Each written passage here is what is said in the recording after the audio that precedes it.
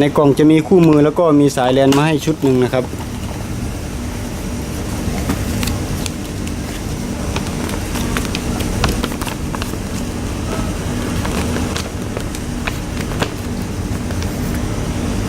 อันนี้เราจะทำการต่อแบบใช้กับอินเทอร์เน็ตคือโน้ตบุ๊กนะครับไม่ใช่ของโทรศัพท์ถ้าของโทรศัพท์จะเป็นของ AP Mode แต่เราถ้าใช้กับโน้ตบุ๊กหรือว่าคอมพิวเตอร์พวกเดสก์ท็อปทั่วไปก็จะเป็นตัวนี้ครับพาสเวิร์ดที่เขาให้มาก็เป็นตัวนี้ครับจะมีในคู่มือก็คือเราก็ใส่เข้าไปเลยนะครับ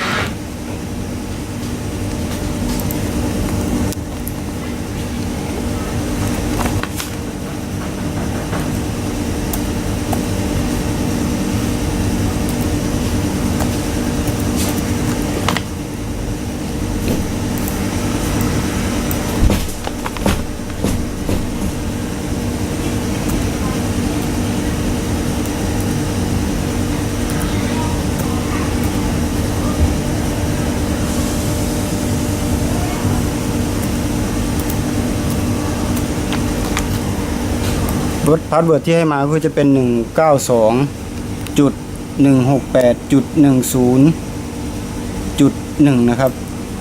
แล้วก็ทำการถัดไปแล้วก็บอกใช่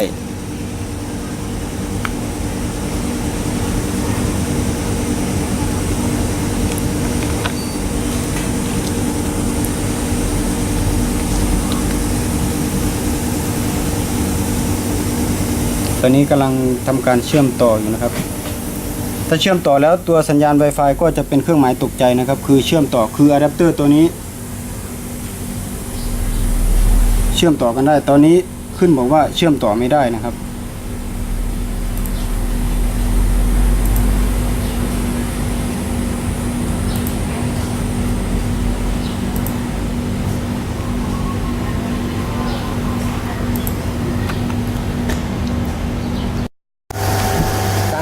ปิดพัดลมนะทันปิดพัดลมนะตอนนี้ค้นหายังไม่เจอนะครับสัญญาณ Wi-Fi เรายังเป็นเครื่องหมายตกใจอยู่เราก็สามารถที่จะเชื่อมต่อกับตัว Imperator ของเราได้นะครับโดยเข้าไปที่รหัสที่เขาให้มานะครับ192.168.10.1นะครับแล้วก็มีเครื่องหมายแชร์ตัวหนึ่งแล้วก็ enter ไปเลยครับจะเข้ามาที่หน้านี้นะครับหน้านี้ก็คือเราต้องดูที่คู่มือที่เขาให้มานะครับว่าพาสเวิร์ด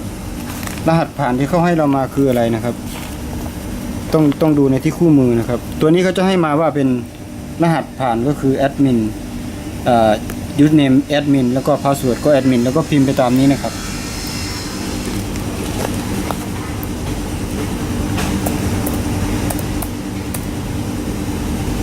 username admin นะครับ password ก็ admin เหมือนกัน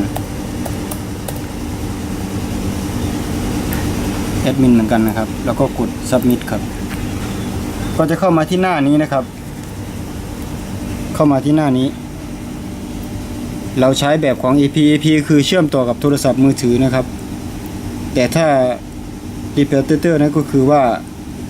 จะเชื่อมต่อกับโน้ตบุ๊ก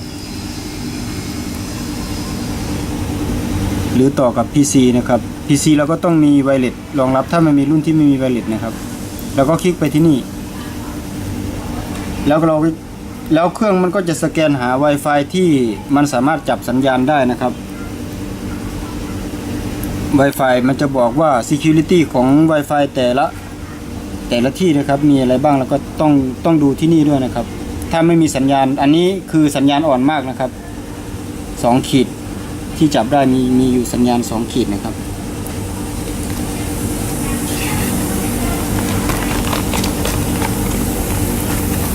มาที่นี่แล้วก็ติ๊กตรงที่เราจะเชื่อมต่อนะครับคือสัญญาณของเราจับได้ที่นี่แล้วก็เอาที่นี่ก่อนติ๊กนะครับแล้วก็รหัสสำคัญก็คือรหัสนะครับรหัสเราต้องรู้ด้วยว่ารหัส Wi-Fi ที่เราจะเชื่อมต่อคือรหัสอะไรนะครับส่วนรหัสตัวนี้ผมจะขอไม่ให้ดูนะครับว่ารหัสอะไร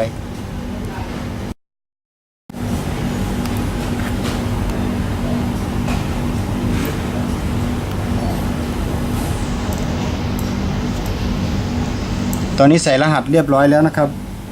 รหัสตอนนี้ใส่เรียบร้อยแล้วก็คือจะขึ้นมาที่หน้านี้นะครับพอมาที่หน้านี้แล้วก็โค้ดครับแล้วดู Wi-Fi ของเรานะครับมันจะเชื่อมต่ออีกครั้งหนึ่งนะครับตอนนี้เครื่องหมายตกใจหายไปแล้วนะครับเราก็เข้าไปที่นี่นะครับแล้วก็กดเชื่อมต่ออีกครั้งหนึ่งแล้วก็ใส่รหัสนะครับรหัสที่เราใส่ไปเมื่อกี้นะครับคือรหัสที่เราใส่ไปล่าสุดเมื่อกี้ในก่อนที่จะกดอัพไพนะครับ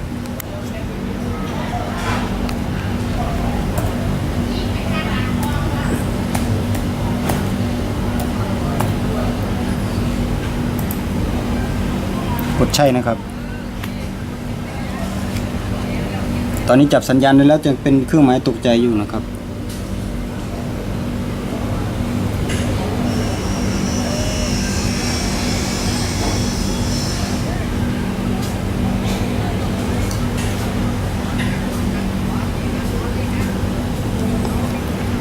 คือตัวรับสัญญาณ Wi-Fi นี้จะถ้าเชื่อมต่อกับโทรศัพท์มือถือจะง่ายนะครับแต่ว่าถ้าเป็นโน้ตบุ๊กหรือว่าคอม PC จะยากครับจะเชื่อมต่อยากนิดนึงคือขั้นตอนการไปแก้ไขจะเยอะถ้าคนไม่เข้าใจก็จะใช้ไม่เป็นนะครับมาที่นี่ตอนนี้ยังเชื่อมต่อยังเล่นเน็ตไม่ได้นะครับเน็ตเรายังขึ้นเครื่องหมายตกใจอยู่นะครับที่นี่บอกว่าไม่มีอินเทอร์เน็ตเราก็เข้าไปที่คุณสมบัติครับWindows 10จะมีขั้นตอนเยอะนิดนึง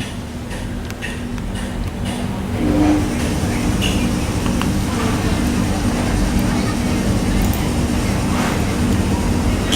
ลิกขวาที่ตรงสัญญาณ Wi-Fi นะครับเข้าไปที่นี่ไปที่ Wi-Fi ไปที่เปลี่ยนตัวเลือกอะแดปเตอร์นะครับแสดงว่าอะแดปเตอร์ของเรานี่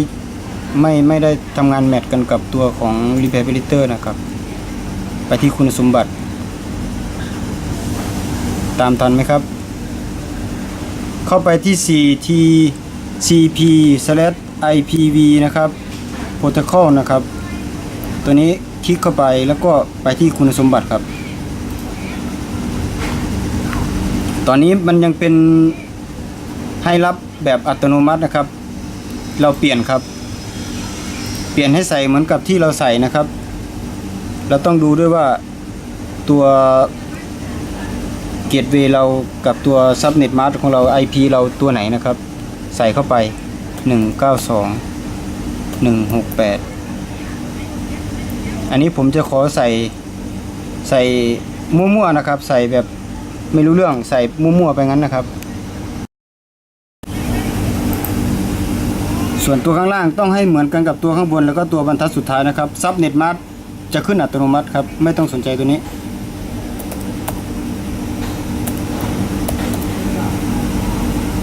ใส่มั่วๆครับลองดูว่าจะใช้ได้ไหม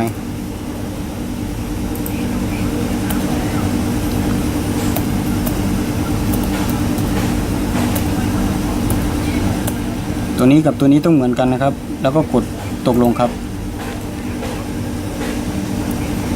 แล้วก็ปิดครับ Wi-Fi เราก็จะปิดแล้วก็ทำการเชื่อมต่อใหม่ลองดูตอนนี้ใช้ได้แล้วนะครับตัวนี้ขึ้นเจอแล้วนะครับว่าเป็น Wi-Fi Repair ของเรานะครับเรามาดูสัญญาณ Wi-Fi ตัวนี้จะเครื่องหมายตกใจจะหายไปนะครับคือตอนนี้คือใช้งานได้ปกติแล้วนะครับแล้วก็ไปเข้าอินเทอร์เน็ตดูว่าจะใช้งานได้หรือเปล่า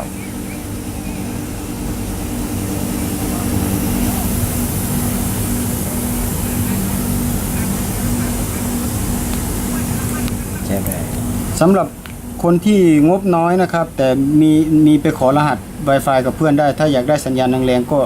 ตอนนี้ผม2 ขีดนะครับผมจะลองเล่น YouTube ดูว่า YouTube มันจะแรงขนาดไหนนะครับ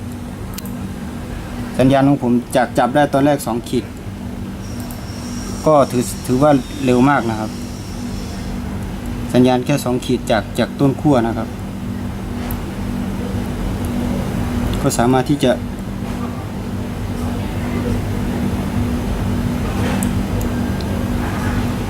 คือรับสัญญาณได้ ถือว่าเร็วพอสมควรนะครับลอง